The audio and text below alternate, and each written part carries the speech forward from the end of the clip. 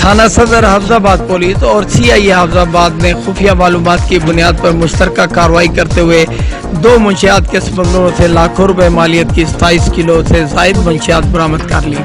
मुल्ज़मान से तफ्तीश जारी है, जिसमें मजीद इंकशाफात और बरामदगी मुतवक्के है। DPO हाफिजाबाद साजिद कियानी ने मुंशियात के डीलरों और स्मगलरों के खिलाफ टारगेट ऑपरेशन के अहकाम जारी कर रखे हैं। इस सिलसिले में इंचार्ज CIA और SHO थाना सदर हाफिजाबाद अहद हुसैन ने खुफिया मालूमात की बुनियाद पर मुश्तरका टीमें तश्कील दी, जिन्होंने 2 कार्रवाइयों के दौरान 2 मुंशियात के स्मगलरों मोहम्मद आसिफ और ताज मोहम्मद को गिरफ्तार कर लिया।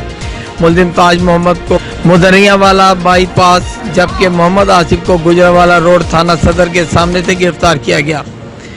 मुलजमान आपस में रिश्तेदार भी हैं, जिनके कब्जे से लाख रुपए मालियत की 20 किलो 400 ग्राम चर्च और 7 किलो 200 ग्राम अफीम बरामद कर ली गई है।